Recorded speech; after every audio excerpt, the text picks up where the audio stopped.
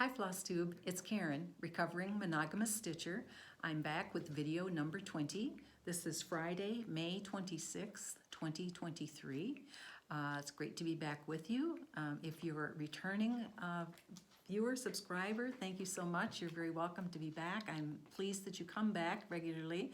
So many of you in your comments, I know that you're regular. I recognize your titles, your names, and it's great to have a wonderful supporting group of subscribers. If you're new, you're very welcome here. I hope you enjoy what you see, and if you do, I hope you will like and subscribe. We'd love to have you be part of my virtual stitching community. And I'd also love to know how you found me, if you stumbled across me or if I was recommended on your feed, if you heard someone shout me out, because I would always like to thank someone who shouts me out. So anyway, here we are all together. The first thing I want to do is make a couple comments on last video. You'll remember, maybe you won't remember, but I'll remind you.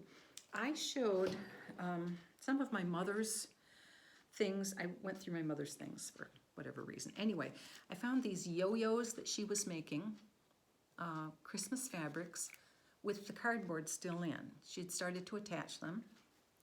And she had some other colors here, and then she had buttons, and she had red buttons and green buttons in this little pouch.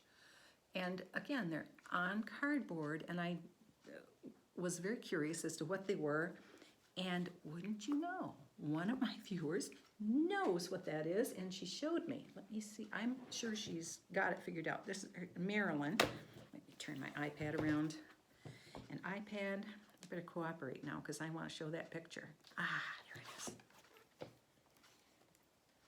Look at this. She was going to make ornaments. Christmas ornaments. Aren't those cute? Now that looks like a project my mother would make. I absolutely believe, Marilyn, you found this is what it is. That's what she was intending. I'm thrilled to see the picture. I'm thrilled to know what it's all about. So thank you very much for sending that to me. And some of other commenters suggested that I might want to take those yo-yos and use them as embellishments on smalls. What a wonderful idea. Not to have my mom's stuff just in a pouch someplace, but actually get them used. I'm thrilled with that. I'm thrilled to know what they are, and I'm happy to have the ideas. I thank you so much. Okay, I also had a meeting with Central Kentucky Stitchers. It was great to be back and great to be back with them. Not everybody could come to our gathering, but we had two new stitchers, new to me stitchers. It was wonderful to see the group growing. And remember in the last video, you won't remember because it was a throwaway comment. I said, oh, I don't know what I'll do for magnification at StitchCon. 4 of them, I kid you not, 4 of them came. Here, use this, try this. I brought this for you. I'm not kidding. It's like, oh my gosh, the most wonderful and supportive friends and stitchers. That was great. So I have a solution, I think, for my magnification for StitchCon. Thank you very much, Central Kentucky Stitchers. Oh, another thing I said, I was holding up something I had kitted, and I had the threads, and I was struggling holding them up. And I said I didn't have another ring. One of them brought me a ring. Here, I brought you this ring. So I think I need to mention, I need a new car, maybe something. But they're wonderful. It's so great to have not only virtual stitching friends, but some real life stitching friends. So it's great. And that was really my goal for starting Flosstube to begin with, to have a stitching community instead of being all by my lonesome here and doing my own stitching. Okay, moving on. I have a fully finished, and I have a finish, and I have WIPs, and I have haul, and I have plans. So let's get started. The fully finished, you may guess this one. I fully finished the big tomato. The pattern is from Bird Brain Designs. And I also bought separately a wool pack and thread to finish the project. So bought from her the bead, the little ladybug bead, and I embroidered antenna with French knots at the end. I have my little tomato pins there from Pink Dragonfly on Etsy. And I made the strawberry. Now I did not fill it with emery. When I was wanting to order the emery, I didn't find it on the website. So I used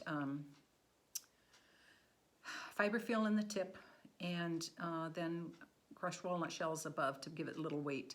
And I debated as to whether I should just pin this on or have it permanently attached. And I decided to permanently attach it, so it's sewn in there and just hangs freely here.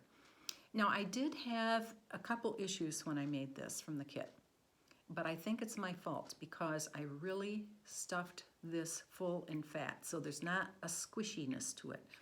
So when I had the pre-cut threads that were included in the kit to go around on the seams here, the reds, when I did the last one, I didn't have enough length left at the bottom to knot it off. So I used glue. And then when I did the blanket stitch around the greens at the top, the pre-cut length for that only went about halfway. So, and I had already made this twist and I needed it to match the twist. So off I went to Michael's and Hobby Lobby to check the pearl cotton, and wouldn't you know, the greens were just totally wrong. They were very dark or very bright and they just didn't match. So I went to the DMC and I had taken this piece with me with the loop on it so I could compare. And I found the closest DMC I could find to this, and that's what I used to do the blanket stitch. I used 3 strands of DMC floss and did the blanket stitch around, and it's a very good match, so I'm happy with that. And again, I think that's, I don't know, well, actually, no, I didn't, that wouldn't have anything to do with the squishiness of the tomato, but it was an easy solution. Also at the bottom, the pattern includes a circle of wool to finish, but you're sewing up and down and up and down, and I thought I might be messy with stitches down here, so I found one of my mother's buttons, old green button, so that when I came down I was always going through a buttonhole, and it made a neater finish. And then I could, when I finished off, I wrapped and then did a double knot and pulled it tightly and under there, and then, you know, buried my end and cut it at the surface. So there it is. There's my big tomato. I'm very happy with it. Very happy with it. I'd love to do, in fact, well, I think I have enough wool left to do like a normal size tomato pin cushion, and I may do that out of the wool too. And she also has a pattern for a large strawberry. I thought that would be fun too. But for now, this is done, and I'm happy with it. I have to try to carefully move these things down because I have tons of stuff up here. Okay, and also I have a finished stitch finish, and it is Baby It's Cold. This I started in August, on August 24th as Leanne's Legacy, and it became my oldest WIP. And so, as you know, I have a focus piece every month, and it is always my oldest WIP, and it remains my focus piece until it is finished. And this just took one time, so Baby It's Cold is finished, and it's ready to get framed, but I have a stack of stuff. So I have a new focus, and I'll talk to you about that in a minute. Okay, so that's Baby Is Cold. WIPs. Now, Jane Hopkins got her 7 days for the month and was not scheduled to be stitched on, but we had one day where we had a tornado warning, and we came down here, which is right by my stitchy spot, to listen to the weather reports and see if we needed to go into the safe room. So I decided I could just do strawberries, and I wouldn't have to pay. It's not like hard counting or anything, and so I worked on some more strawberries. You can see I left off one, and there's even a thread hanging. So I'll get back to that when she's my first week of the month in the hats, first week of the month Sal. But don't we just all love to look at Jane anytime we get a chance? Here's my excuse. I did some strawberries on Jane because we had a tornado warning. Okay, so that's one WIP. Oh. Okay, I'm gonna have to move that tomato. It's gonna get smashed, sorry. Sorry. Okay, then, as I mentioned, the Central Kentucky Stitchers met, and I took the only thing I have that's on 14 count Ada, which I can easily see without magnification. And this project is called Mason Jar Lineup. It's a dimensions kit. Here it is. I've seen quite a few people do this, finish this, and I think it'll be beautiful hanging in our Florida home. I think those are great colors for Florida. So that's my intention. It's not a high priority. It's not on the regular rotation list because it's something I can take with me and stitch without magnification. So here, just hold it here, this. So I've started with the central jar. It's starting to take shape. This project has 34 colors, and the pattern has, of course, symbols for each of those colors, and then some of those are half stitches, so there's a separate symbol for that color when it's a half stitch, and then there are several places where you take one strand of one color and one strand of another color, and that has yet another symbol. It's a very complicated pattern. So I made working copy, and I have a marker, and as I do a stitch or do a color, I mark it off because that pattern is no joke to follow, and I've only just begun, so it's a complicated one. So be warned, but it is beautiful.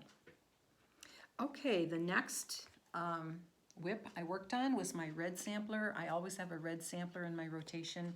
Red sampler gets at least 3 days a month. This is Maria, oops, let me show the pattern first. Maria Vincenza Larrichia from Hands Across the Sea. She is a big girl. Okay, in my 3 days, I have now finished this side, so I have the whole length, or the height.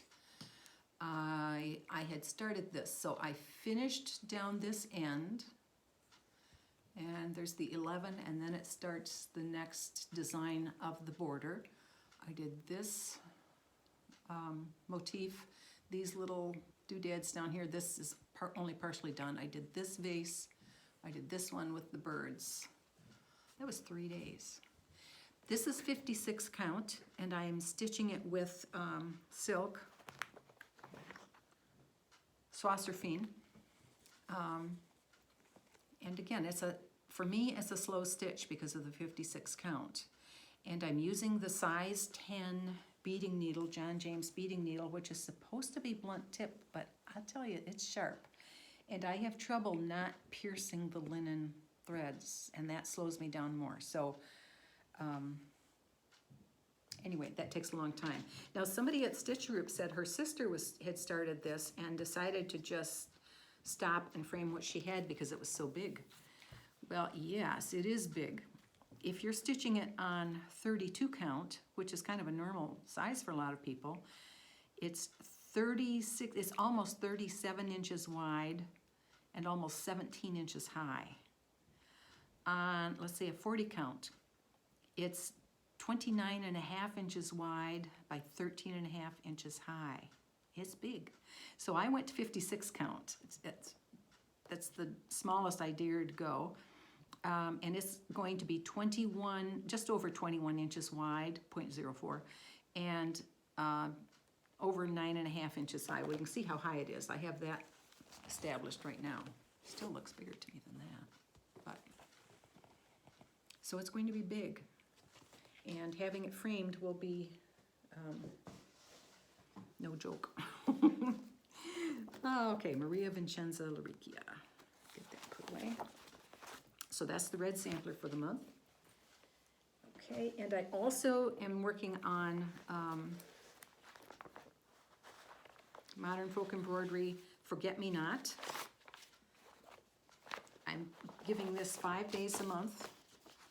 Here's the pattern that the project is based on, but I'm basing my project on Katie Strachan's Simple Harmony box.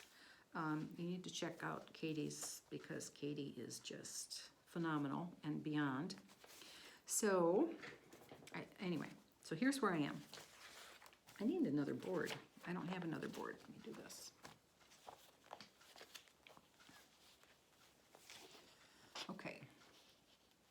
I had just started the outline of this motif last time you saw it, so I finished it. Now, I showed you also last time that the pattern ends right at the center line of that motif. But because this design is going to go across the top of the box and bend down the side of the cover, this had to be mirrored out because this is, half of this is part that's going to go down the side of the cover. I did this entire motif. Well, this is awkward. I did this entire motif down here, and I started this one here. And I'm going to have to be careful. This is Katie's cover, box cover layout. Because I'm going to be putting in initials and numbers that are pertinent to my family story that I'm telling. So no matter what letter is on the pattern, it's irrelevant to me. I have specific ones I want on the cover, specific ones I want on the right side, on the left side, on the back side, on the front side. So I'm going to be careful that I don't fill up with too many motifs that take up my space. So I'm going to do the big motifs and be careful about the small ones until I have my initials and numbers in on each surface. So, but I'm only starting on the top, and look how much more I have to go on the top. So it's going to be a while. This is a long-term project, but I'm very excited about it. I think it'll be well-loved in our family. So that's Modern Folk Embroidery Forget-Me-Not. And it's slow going. It's on, no, it's not, it's like 36, now where's my book? 36 count Russian tea cake by Legacy Linen. 37 count. So it's not particularly small, but again, I'm using Gobelin silk. I find that a little fussy to work with. That's Katie's favorite. It's thicker than some silks, so that's nice for the coverage, but it is a little fussy to work with. It's fussy in the needle. It wants to slide out. You have to, after you thread your needle, you give it a twist to kind of make it have a memory to stay in the needle and not fall out. And when you do your stitch, you have to do an extra little tug so it doesn't kind of puff up and want to go back. I don't know. Every once in a while I'll have a stitch that's kind of puffy because I didn't give it an extra little snug tug. So anyway, but it's a wonderful project, and I'm very happy I started it. So that's the end of my WIPs for this 2-week period. I have some haul. Not too much, but I have some haul. Let's see, Treehouse Fiber Arts. Rachel had some things in her, I guess an email. It's a newsletter. I don't know if it's a newsletter or email from her. But anyway, I love this. When this came out, I wanted it. It just wasn't on the top of my list of things to buy. I had so many things to buy, but truer words were never said, right? When the queen is happy, there is peace in the kingdom. I like that. So I got that. One day I had it in my basket, and then I said, forget it. I'm not going to just get that. And then I also saw that she had Spring Moon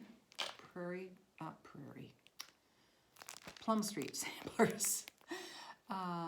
I love the moon and the rabbit jumping over the house and the basket. I love it.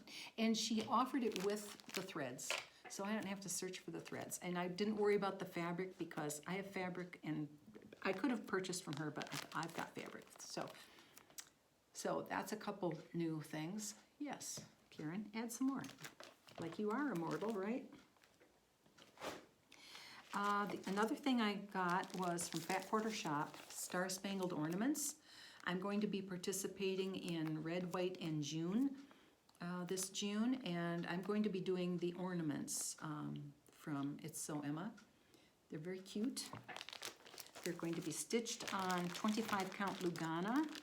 Now when I ordered, I think it calls for Pebble Lugana, and that was out of stock, but I had this in my stash. So I don't remember what I got it for and changed my mind about, but anyway, I have this. So I have this whole package. So I'm going to stitch on Prim. It's called Prim, Lori Holt fabric. So that's the fabric. And I got the thread pack, Classic Color Works. beautiful red, white, and blues. You can, of course, pick red, white, and blues from your stash. They work very well. And I'm kind of excited about the finishing.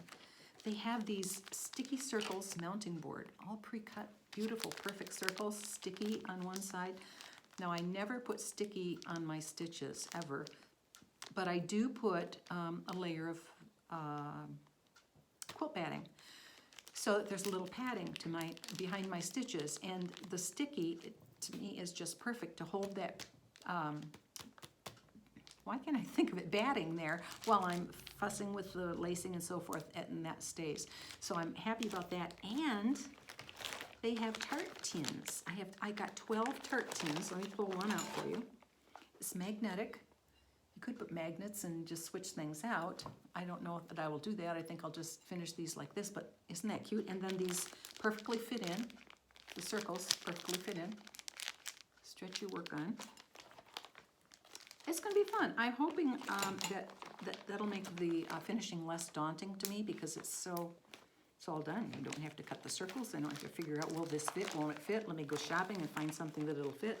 Oh, it's all set. Look at the cute finishes on the front. Now, of course, Priscilla finished these, right? Am I right? I think I read that here. Not necessarily. It was Priscilla's ribbon that they used. I'm not necessarily going to do that.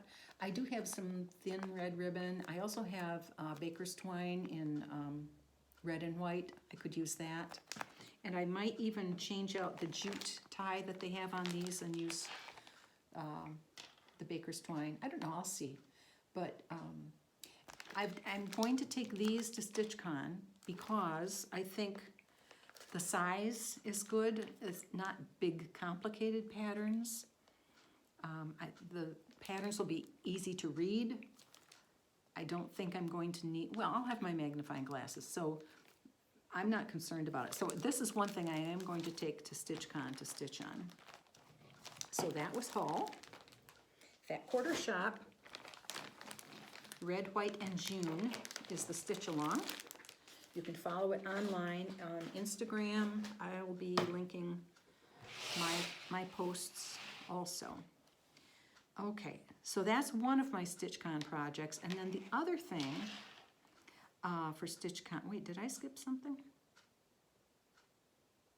Yes, I did. Okay, plans. My plans, I have plans for finishing. I need to spend some of my stitch time getting some things finished up. So I need to spend time finishing the rest of, I'm pointing here because they're laying there on my sewing table. The snowball ornaments, I have 2 small ones done, completely done.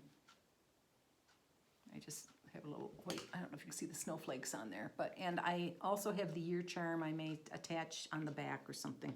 So I have 2 of them done. The rest are ready to be stuffed and then have the trim put around.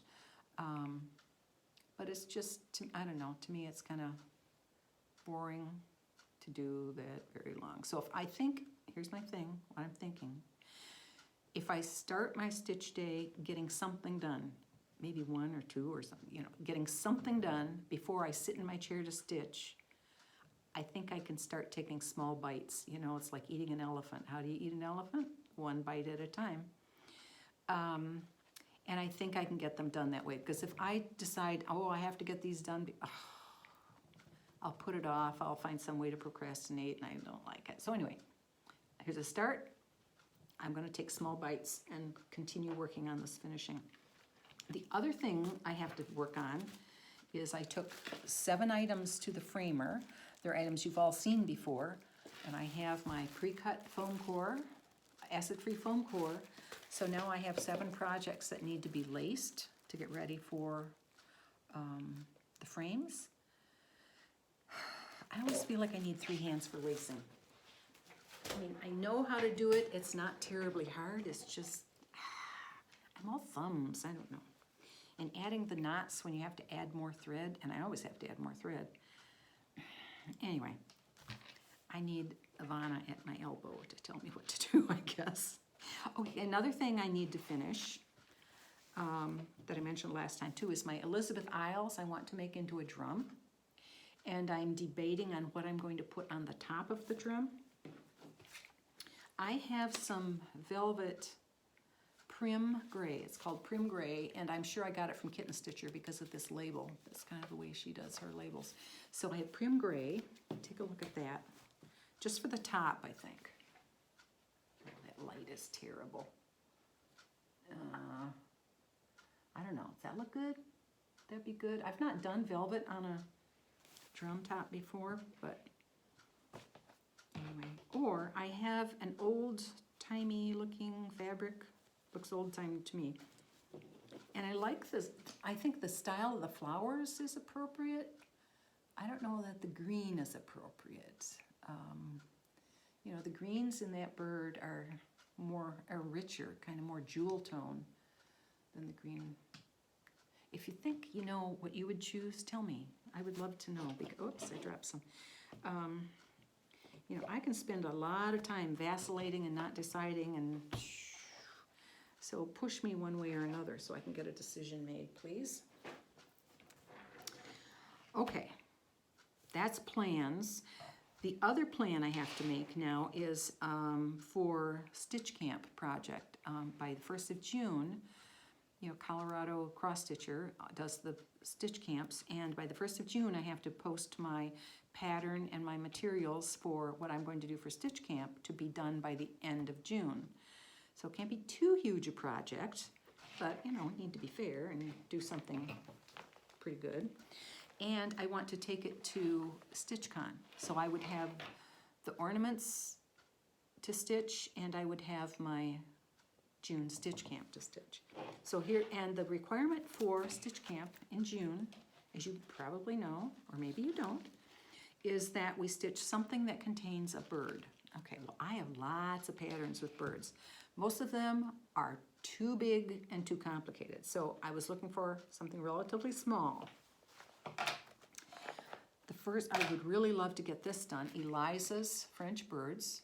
This just came out market, one of the most popular things I think that came out at market this year, JBW Designs, Eliza's French Birds. And I think this, well, I know Annie finished hers, a gorgeous frame she put it in. Anyway, so, but I have 40 count fabric for this. I think the model was on 36, yes, it was 36, but I have 40. I could get 36, but even at that, 36 might be a challenge to see. And this pattern is a little more complicated than I think I can do when I'm yap all the time. So I don't know. So I think I'm putting it aside temporarily now, at least. That may not go. Another one have been contemplating is Raven's Reply, Misty Purcell, Luminous Fiber Arts. I've had this really early since I came back to stitching, but I kept looking for her dyed fabric. What was it called? Like Sparrow 40 count? I've got a 40 count soft porcelain. I wanted that, I wanted that, I wanted that. Well, I never seemed to be on her site when she had it. So I just, you know, after a while, I learned, well, I'm going to switch this out for this out for that.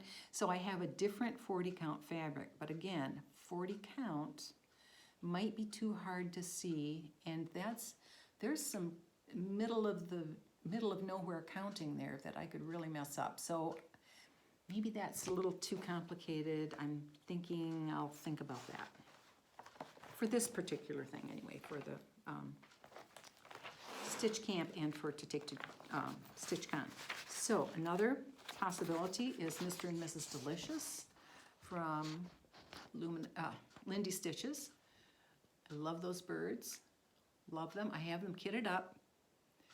I want to get them finished. And the count, I think this is 32. 32 count. Now that's a better count to see. But again, these have some kind of middle of nowhere counting to do. And I'm just afraid it might be too complicated. And I think I'd be happier to do it at a different venue than not at StitchCon. Okay, another possibility, this is a good possibility, Hummingbird Sampler by Heart in Hand. It's a 32 count, what is it? Yes, 32 count and one color. So not only is it going to be okay to see, but no color changes. I think I might be able to do that one pretty well. So very good possibility. And I have the DMC for that. Okay, and then again from Luminous Fiber Arts, I have 3 of the Gathering Birds. I have Gathering Clover, Gathering Snowflakes, and Gathering Acorns. Now again, they're one color, that's good, and what's their count? 32 count is the count. So that's doable to see in a single color. So I've really got these 3 in the running and the Hummingbird in the running. And I think any of those would be good for Stitch Camp and that I could take to StitchCon and make some headway on. So that's where I am on that plan, and I will be posting that decision. Of course, June 1st, I have to post it on Instagram. And then I'm committed, then I can't change it. So that's what I'm going to be doing. That's it for my cross stitch. Now, the next video would normally be 2 weeks from today, but I will be at StitchCon 2 weeks from today. So I won't be recording a video that day. This is what I've decided what I'm going to do. So instead of recording 2 weeks from today, I will record 3 weeks from today. I'll be back from StitchCon. StitchCon Weekend B will be going on, and my video will be my review of my experience at StitchCon as a first-timer and so forth. And I won't be giving away any secrets because StitchCon B is already in progress. They're not going to be sitting around watching Karen's video at StitchCon, so I think that'll be safe. And then the next week, I will do a regular Flosstube. I'll be back on my 2-week my 2-week schedule, and we'll check and see if I've made 3K. As of this morning, I had not quite made 3K yet, so we'll talk about that when we get back and do that. Okay, so that's it for cross stitch. If you're leaving us now, I'll see you in 3 weeks, and have good stitch time, and see you then. And if you're staying to talk about the quilts, I will talk about the quilts. Okay. This quilt is huge. It is a king size. It is 97 inches by 109 inches. It's hanging all the way down onto the floor here. It's a let me state the obvious. It's a scrap quilt. And it's great fun. It was designed by Bonnie K. Hunter, and it came from her book, Adventures in Leaders and Enders. Now, Bonnie Hunter has a great system of cutting and organizing scraps, sorting and saving scraps, and a great system for efficiently piecing scrap quilts. And her system for piecing is called Leaders and Enders. So for your quilt, you cut your various shapes, squares of this size, so many squares of this size, so many of this size, maybe triangles or whatever. And you put them together, and then you start working them through your machine in the steps. But what you're doing is, as you're sewing something, you lead with a pair from your scrap quilt. That's your lead, and then you sew on to whatever your next piece, your other project you're doing. And when you're ending, when you're ready to stop, you grab another one of these pairs for your scrap quilt and you stick it in and you sew that one, and that's where you end your stitching. And then you sort your scrap quilt stuff back into, well, that's going to be the next step, and then your other project. So you're really working on multiple projects at once. So you're not being a monogamous stitcher. It really works well. And what I would do is, I would be sewing on something, and I would do a leader and ender, and then I'd go, oh, I'll shove another couple of those through. It doesn't take, you're not just really doing one at a time. I didn't. I would shove several through, maybe 3 or 4, and then do whatever my other thing, and then another 3 or 4 or something. And that's how I worked on my house quilt too. You remember the paper piecing house quilt? I would do several things at once instead of just doing one thing and finishing it. So that's her system. I store all my scraps with her system. She has, you know, these are the useful sizes to cut things. So you cut them either into strips, let's say 2.5 inch, 2 inch, 1.5 inch, I think 3 inches of one of the sizes. And anyway, mostly I have 2s and 2.5 and 1.5. Those are the sizes that are mostly used, or that I mostly use. And they're cut, again, in either strips or squares. So any fabric I have that's smaller than a fat half, or I mean a fat quarter, except if it's a pre-cut, I don't mess with those. But scraps, you know, it's never going to be big enough to do much. So they get cut into those usable sizes and they go into my drawers. And that's the way I keep them sorted. So this is one of the results of using her system. It's called Blue Ridge Beauty. It's in Adventures with Leaders and Enders. Let's see, page 22. There's her version. Very similar. And she tells you to say, you know, gather your scraps from whites to creams to tans, and your blues from light blues to medium blues, all the way through to navy blue. So you have lots of variety of color, and then you piece them together, and it makes this very pleasing arrangement. And Bonnie Hunter, by the way, also, she does not use commercial patterns. I mean, she makes these up. She makes all of them up from, you know, common combinations of quilting shapes, but she puts together her own. She doesn't make anybody else's pattern, ever. She has a wonderful system. She can be found at quiltville.com. If you've not heard of her or want to investigate more, I'm sure she's got more books, many more books than this. I thought I had one that was called something with shirt tails, but I didn't find it in my shelf. So at this point in time, I don't know where it is, I guess. So we'll have an awkward transition here while I take the camera off the tripod, and then I'll give you a closer look at the quilt. Now this quilt I did not quilt myself. This was finished in 2013, and I did not have my long arm at the time. So it was sent to Missouri Star Quilt Company, and it was quilted with an all-over edge-to-edge design. And I've mentioned before, edge-to-edge means it pays no attention to sashings or borders or anything. It just does the design from one edge to the other, back and forth, and it just gives an overall texture to the quilt. And I chose navy for the thread. Okay, so I'm going to give you a closer look right now. Get my chair out of the way. Maybe I'll put it over here.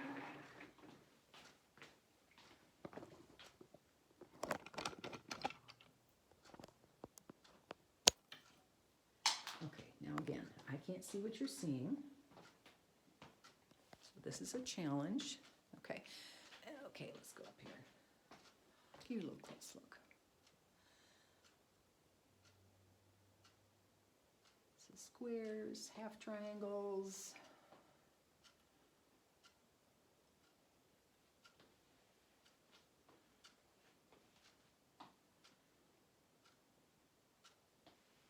And all the blues work. They all work together. There's some that if you look at them individually, you would think, oh, would that work in there? Oh, yes, it does. You put it in a scrap quilt, and it all works in together. Now, are you seeing the bottom? It's way down on the floor. There we go. There, it's on the floor.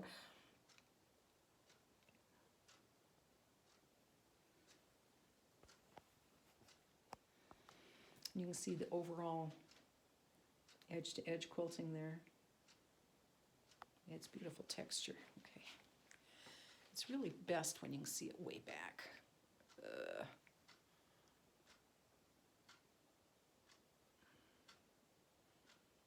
Okay, and that's Blue Ridge Beauty by Bonnie K. Hunter, sewn by Karen in 2013. Oops, sorry, ugly hand, sorry. And quilted by Missouri Star Quilt Company. Okay, so that's it for video number 20, and I will be back with another video in 3 weeks. Have good stitching time, and I'll see you later. Bye-bye.